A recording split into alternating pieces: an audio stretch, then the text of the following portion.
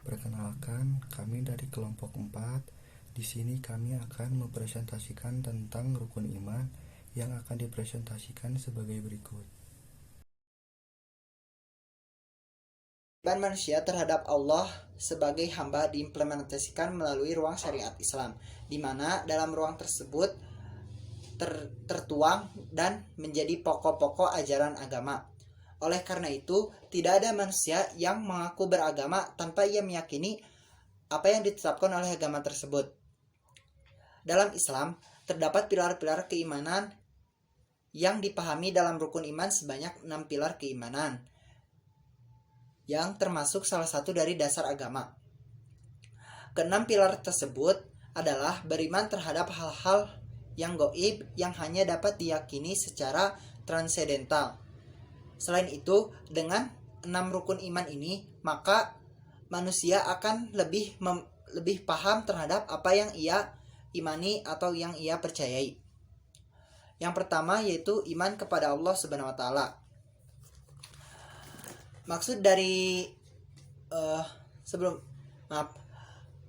kata Allah adalah kata yang tidak memiliki bentuk musanna dan jamak. Berbeda seperti kata ilah, mempunyai bentuk musanna yaitu ilahaini dan bentuk jamak alihah. Oleh karena itu kata Allah dikhususkan kepada Allah, zat yang maha esa dan tidak ada sekutu baginya.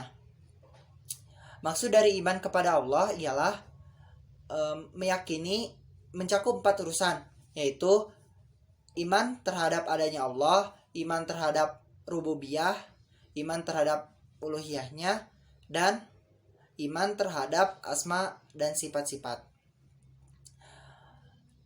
Iman terhadap rububiyah yaitu meyakini apa yang Allah lakukan, seperti Allah menciptakan, Allah mengurus urusan hambanya, dan Allah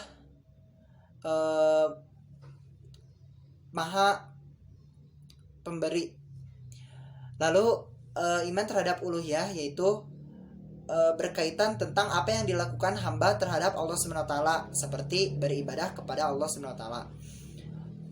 Lalu iman terhadap nama-nama Allah dan sifat-sifat Allah. Ada 2 golongan yang sesat dalam hal asma dan sifat, yaitu yang pertama Mu'attilah, yaitu orang-orang yang mengingkari nama dan sifat-sifat Allah atau sebagiannya. Lalu yang kedua adalah Musyabbihah, ialah orang-orang yang menetapkan adanya nama-nama dan sifat-sifat Allah yang dengan menyamakan Allah Ta'ala dengan makhluknya.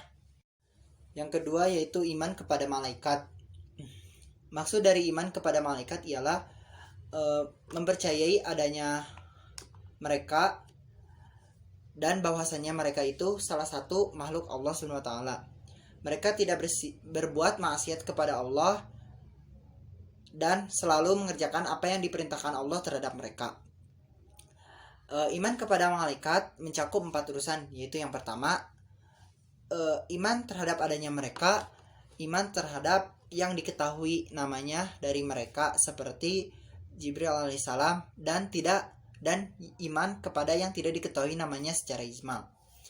Lalu yang ketiga, iman terhadap apa yang diberitahu mengenai sifat-sifat mereka. Yang keempat, iman terhadap apa yang kita diberitahu dari pekerjaan yang mereka lakukan karena diperintah Allah SWT, seperti bertasbih kepadanya dan beribadah kepadanya siang dan malam tanpa lelah dan jenuh.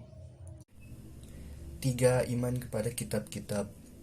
Maksud iman kepada kitab-kitab Allah ialah kepercayaan yang pasti bahwa Allah memiliki kitab-kitab yang diturunkan kepada para rasulnya untuk disampaikan kepada hamba-hambanya, dan bahwa isi kitab-kitab tersebut merupakan firman Allah Subhanahu wa taala yang ia firmankan dengan sebenarnya, yang di dalamnya berisi kebenaran, cahaya, dan petunjuk bagi manusia untuk di dunia dan akhirat.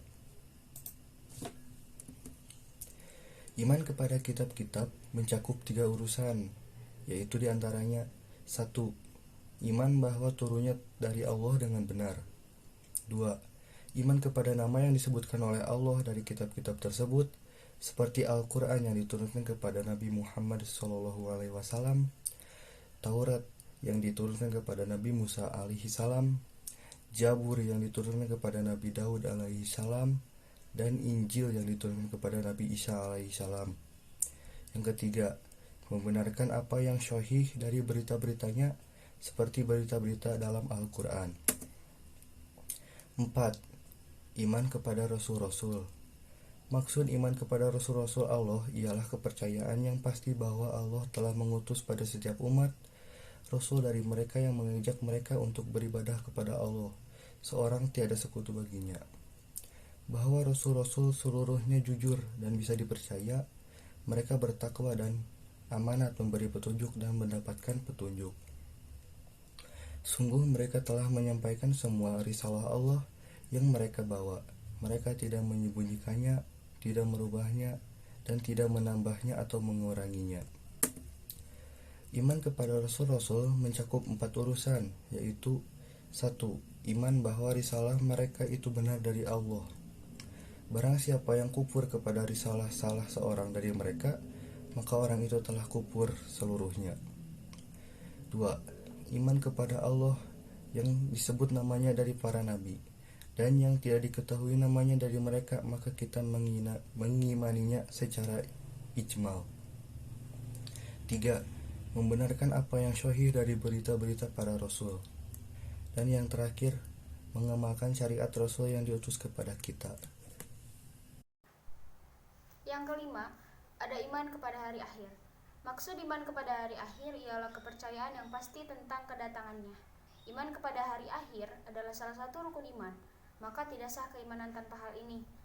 Iman kepada hari akhir mencakup 3 urusan, yaitu yang pertama, iman kepada al-ba'ats dan al-hasyr, yaitu dihidupkannya yang telah mati dari kubur mereka, dikembalikannya roh pada jasad mereka. Dan yang kedua, iman kepada adanya hisab dan mizan. Amal akan ditimbang pada timbangan yang besar, dan Allah akan menghisab makhluknya atas amal yang telah mereka lakukan di dunia. Yang ketiga, iman kepada adanya surga dan neraka. Surga adalah tempat kenikmatan yang abadi, sedangkan neraka tempat siksaan yang abadi. Yang keenam, ada iman kepada takdir. Iman kepada takdir adalah kepercayaan yang pasti bahwa setiap kebaikan dan kejelekan itu terjadi karena ketetapan dan takdir Allah. Tidak ada tempat mengelak bagi seseorang pun dari takdir yang telah ditentukan. Iman kepada takdir mencakup 4 urusan, yaitu yang pertama, iman bahwa Allah mengetahui segala sesuatu, baik secara global maupun rinci. Yang kedua, iman kepada ditulisnya takdir tersebut, maksudnya di Lauhil Mahfuz. Yang ketiga, iman kepada kehendaknya Allah yang pasti berlangsung, tidak dapat ditolak oleh sesuatu pun. Yang terakhir, iman bahwa Allah lah yang menciptakan segala sesuatu.